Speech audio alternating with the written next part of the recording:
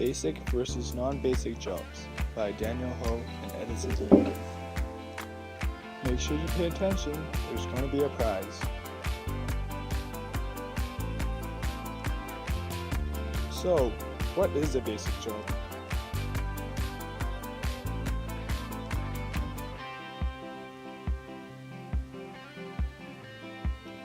Basic industries export products from the region and brings wealth from the outside.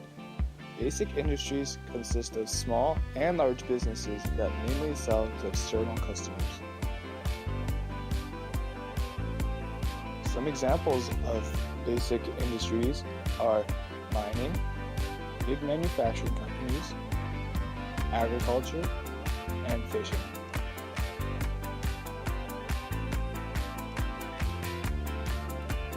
So, why are these basic industries? These are basic industries because their goods are shipped from outside from where they are sourced.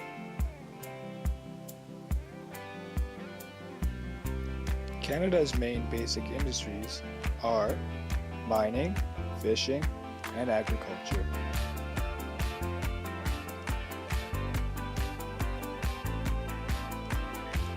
Basic industries usually provide products and services all over the world and brings money into an economy from an outside source. It has many locations, so if one fails, they have more to rely on. It boosts the economy of an area by transporting products or services. It requires more staffing, and this increases the amount of jobs that are created in an area. A direct job is a job that is directly related to the production of a product. For example, for a mining company, this would be the miners. For an indirect job, it's a job that supplies goods to the direct job. For example, the mining tools used to mine. Mining is a basic industry because it exports minerals. Mining directly employs around 403,000 people directly in Canada and 193,000 indirectly. Canada has one of the largest mining sectors globally with more than 3,700 companies supplying engineering, geotechnical, environmental, financial, and other services. Miners in Canada have an average salary of $100,000.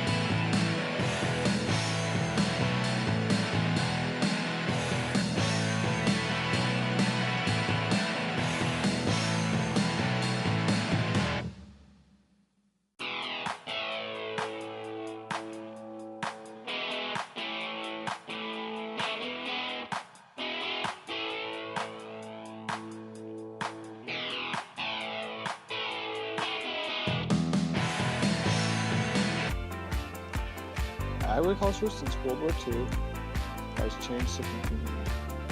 We have altered the way food has been produced, processed, handled, sold, and consumed.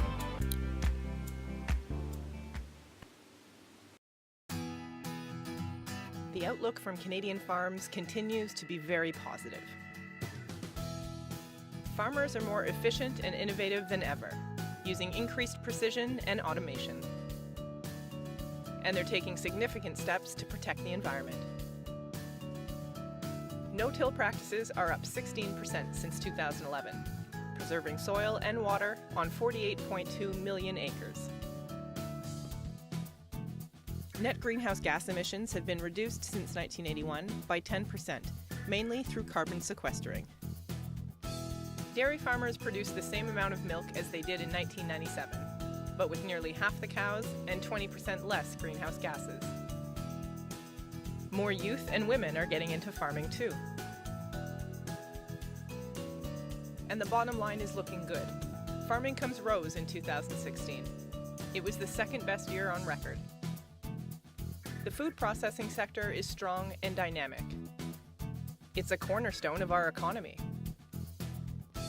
And it's diversified, from family-run microbreweries to macro, globally integrated companies. The view from 100,000 feet is great too. The sector directly employs 2.3 million Canadians. And if you look globally, that's a lot of bread and meat and fruit and vegetables and canola oil and fish and berries and hundreds of other products.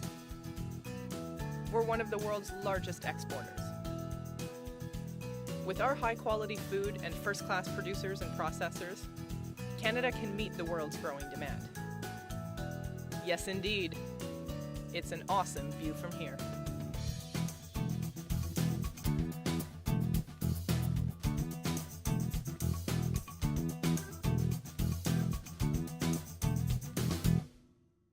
The production of fish is 75% from maritime provinces, 20% from Pacific, and 5% from Central. Nova Scotia is leading with 33% production, and BC and Newfoundland with 20%. Fishing is a basic industry because it exports fish to restaurants and grocery shops.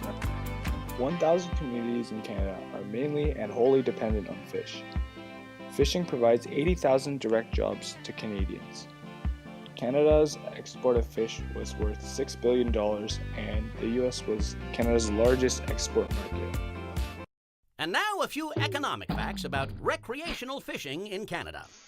In their quest to land the big one, anglers support the economy in all sorts of ways, like boosting tourism, buying boats and vehicles, generating retail sales, and the list goes on to the tune of $8 billion a year. That's right, over $8 billion is spent on recreational fishing in Canada. That's billion with a B. Annually, Canadians who fish spend more on their favorite pastime than the total sales of wine by wineries, liquor stores, and agencies. And hold on to your mugs, anglers. Expenditures rival national beer sales. That's beer with a B. We all know Canadians love to strap on some ice skates or spend time on the links, yet more adult Canadians fish than play golf and hockey combined. And according to recent numbers, more money is spent on recreational fishing than the total franchise sales of, wait for it, that's right, Tim Hortons. Over 9 million Canadians fish, and the numbers keep growing. An additional 300,000 Canadians bought a resident fishing license in 2010 compared to 2005. That's an increase of 11.3%. Yep, the numbers prove it. Fishing is good for Canada and good for Canadians. So keep fishing, fisher people. Keep baiting those hooks and wetting those lines. Because when you fish, we all win. Want to learn more? Spend some time here at keepcanadafishing.com. If you're new to fishing or want to learn how to get started, visit catchfishing.com. For non-basic jobs. What is a non-basic job? A non-basic job is a job in a much smaller business like local diners, convenience stores, consulting companies, and service companies like a barbecue. What do all these have in common? Well, they all sell their services to the local area. Non-basic jobs / industries are very important because they create bonds in a community and they keep the local economy circulating. A world without non-basic jobs wouldn't have restaurants, bakeries, or butchers. There would be no way to get services or products. These types of jobs have many variables. The definition of a local area can vary depending on population density. It can range from a small neighborhood to a large city. These types of jobs are also much more dependent on their location and pedestrian traffic because they rely on people going into their stores and buying their products or services. They also depend on basic jobs because if their producer doesn't produce enough products, then they cannot sell and make money. Non-basic jobs are also known as tertiary sector businesses because they are the last business to have the product before the customer. Around 5 million people work in a retail business with an average rate of pay of $10 an hour. Around 14 million people work in a restaurant with an average rate of pay of $15 an hour. And around 2.5 million people work in a convenience store with a wage of $9 an hour. Non-basic jobs require a much different array of skills than basic jobs. They require good social skills to talk to the potential customers. They need to be able to act calmly as to not elevate a negative situation. They need to be able to diffuse a fight and to have a friendly aura. Many non-basic jobs also need the ability to evolve or mold around different situations. For example, a restaurant manager has to deal with rude customers every day. They have to calmly help the customer or tell them to. A job doesn't need to be strictly a basic or a non-basic job. For example, a doctor can be basic if they're a specialist that goes around the world, but it can also be a non-basic if they only treat patients in local areas like a general practitioner. Bus drivers can also be both types. Basic if they go a long distance from the city to city, or non-basic if they drive locally. Now for a collection of basic and non-basic jobs and how they relate. Non-basic jobs and basic jobs rely on each other to survive.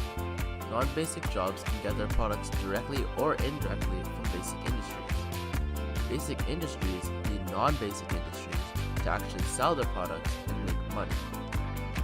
Almost all of non-basic jobs get the products from basic industries, and almost all of basic industries get money from exporting to non-basic industries. For example, if a restaurant needs ingredients for cooking, they will go to a basic industry that produces what they need. The basic industry sends the ingredients by plane, sea, or truck and get paid by the restaurant. Then the restaurant makes food that customers buy, which earn them profit.